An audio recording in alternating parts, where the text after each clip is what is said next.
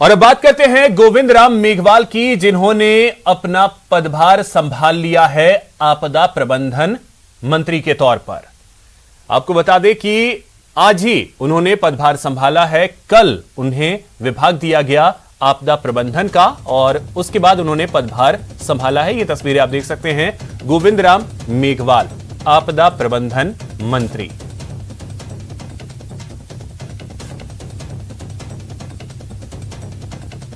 गोविंद मेघवाल ने कार्यभार संभाल लिया है और सचिवालय में इस वक्त अधिकारियों के साथ में बैठक कर रहे हैं। मेघवाल साहब, पहला दिन है, कुर्सी पर बैठ गए हैं, प्रायोरिटीज क्या है आपकी? हमारी प्रायोरिटी ये रहेगी, एक तो जो आपदा विभाग है इसमें बहुत बड़ा बजट है और आप जानते ही हैं, कभी अकाल की छाया, कभी ओलावृष्टि, कभी कोरोना वाला चक्कर चल ही रहा है, आप देख ही रहे हैं। तो इसको हम लोग गहराई से अधिकारियों से डिस्कस करके और इसके अंदर हम लोग क्या रिलीफ दे सकते हैं उस पर चर्चा करेंगे। दूसरा, प्रशासनिक सुधार, क्योंकि हमारी सोच रहती है डेमोक्रेसी में प्रशासन बहुत इंपॉर्टेंट अंग है। डेमोक्रेसी में देखिए मुख्य रूप से 4 अंग होते हैं। सबसे ऊपर सरकार, दूसरे नंबर पे प्रशासन, तीसरा न्यायपालिका और चौथा मीडिया। तो प्रशासन एक बहुत डेमोक्रेसी का महत्वपूर्ण अंग है। तो हम चाहते हैं कि छोटा हो चाहे बड़ा अधिकारी हो, वो समय पर ऑफिस में आए, समय पर अपनी फाइलों का निस्तारण करें और जिससे कि पब्लिक को समय पर हर चीज़ की जो है रिलीफ मिलती रहे। जैसे कई बार फाइल अटका देते हैं, पड़े रहती है 12 महीना 6 महीने, समय पर आने की आदत नहीं हो तो वो फाइल आगे से आगे पेंडिंग होती जाती है। तो हम चाहते हैं कि प्रशासन हमारा दुरुस्त हो एकदम और उस पर हम लोग इस तरह का नियंत्रण रखें हमारे अधिकारी, जिससे कि लोगों को ज़्यादा से ज़्यादा रिलीफ हो।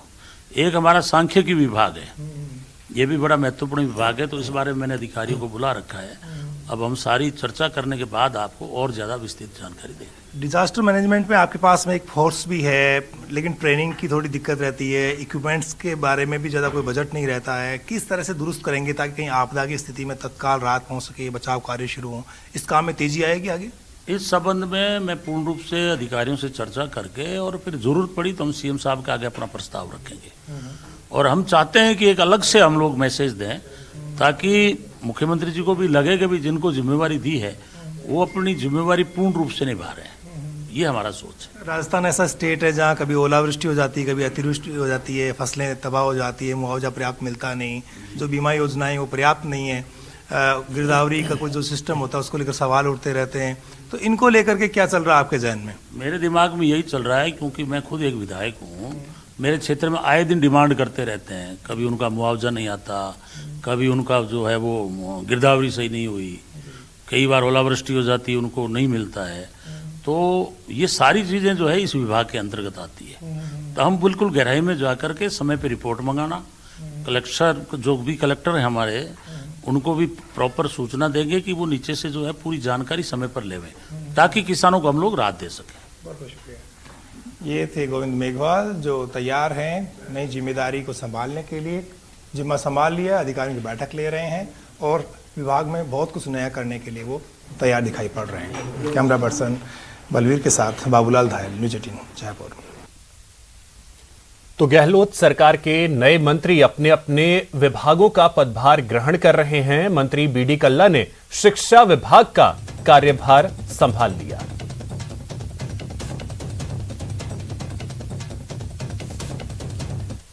विभाग मेरे पास 5वीं बार आया है, तो इस कारण से जो भी मुझे अनुभव है उसके आधार पर शिक्षा के क्षेत्र में राजस्थान में पिछले वर्षों में काफ़ी विकास हुआ है, विस्तार हुआ है और नवाचार भी हुए हैं।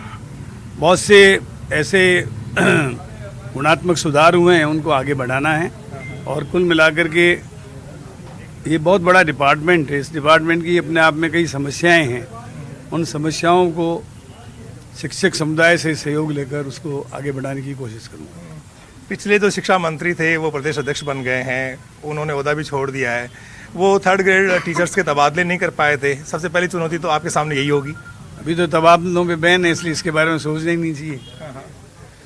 राजस्थान ने बहुत अच्छा परफॉर्म किया है शिक्षा के क्षेत्र में, आप किस तरह से इसे बरकरार रखेंगे? प्रायोरिटीज़ क्या होगी बीडी कल्ला साहब की? हमारी प्रायोरिटीज़ ये रहेगी कि हमारी प्रत्येक स्कूल जिसकी विद्यालय विकास समितियाँ बनी हुई है वे इफेक्टिव बने, वे स्थानीय स्तर पर उनका मैनेजमेंट करें। मुझे याद है एक बार मैं पूर्व में जब शिक्षा मंत्रालय मेरे पास में था तो एक दानदाता एक लंबे अरसे से कूलर दान देना चाहता था, वो फाइल मेरे पास आई। उसी दिन मैंने ऑर्डर कर दी। ये काम सचिवालय या किसी अधिकारी स्तर पर नहीं आया, ये हेडमास्टर के स्तर पर, और वहाँ की उसी समय मेरे दिमाग में ये आया कि विद्यालय विकास समितियाँ बनाई जाए, और विद्यालय विकास समिति कोई भी दानदाता स्कूल के विकास के लिए पैसा देना चाहे तो वो विद्यालय विकास समिति निर्णय करके, और अपने आप जानते हो हज़ारों स्कूल हैं और हज़ारों दानदाता है जो भामाशाह के रूप में काम करना चाहते हैं, तो उनकी पत्रावली यहाँ आने की ज़रूरत नहीं है, वो वहीं पर निर्णय करें। तो कुल मिलाकर के डिसेंट्रलाइजेशन की ज़रूरत है, वो करेंगे। शिक्षा क्षेत्र में अंग्रेजी माध्यम के स्कूल शुरू करे हैं सरकार ने, बड़ी तारीफ हुई है, 1200 स्कूल खुल रहे हैं। किस तरह से आप देखते हैं राजस्थान की तरक्की होगी इससे, गांव के गरीब के बच्चे भी इसमें पढ़ पाएंगे? नज़र कहाँ तक है इसे आगे किस तरह से स्ट्रेंथन करेंगे आप?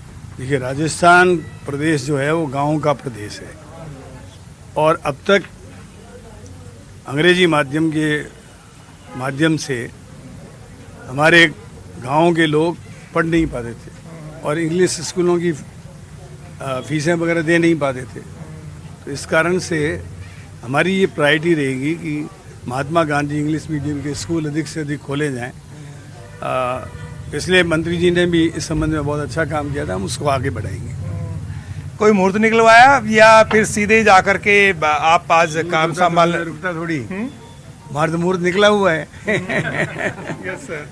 क्या लगता है, बहुत कुछ अच्छा किया है सीएम साहब ने जो भी जिम्मेदारियां दी हैं, क्योंकि बार बार आपको शिक्षा मंत्रालय मिलना आपको लगता नहीं बोरिंग तो नहीं करेगा आपको कहीं? नहीं, वो तो जो विभाग दे देते हैं उसमें काम कर लेते हैं। आपको लगता है कि जो शुरुआत की थी, जो नवाचार हुए थे, वो सिलसिला जारी रहेगा? नए नए प्रयोग करेंगे आप एजुकेशन के फील्ड में? जो नवाचार किए गए हैं वो अच्छे किए गए हैं, और समय काल और परिस्थिति के अनुसार और कुछ करना होगा तो करेंगे। शिक्षक जो है वो बहुत बड़ी धुरी होते हैं, सरकार बना भी देते हैं और नाराज होते हैं तो सरकार के लिए मुश्किलें भी पैदा कर देते हैं। कैसे साधेंगे? 4 लाख मास्टर हैं राजस्थान में। हाँ, मास्टरों को पहले भी खुश रखा है, अब भी खुश रखेंगे। बहुत बहुत शुक्रिया। तो बीडी कल्ला सचिवालय रवाना हो रहे हैं और वहाँ पर अधिकारियों की बैठक लेंगे और फिर आज से काम शुरू कर देंगे। कैमरा पर्सन बलबीर के साथ बाबूलाल धायल, न्यूज़ 18 जयपुर।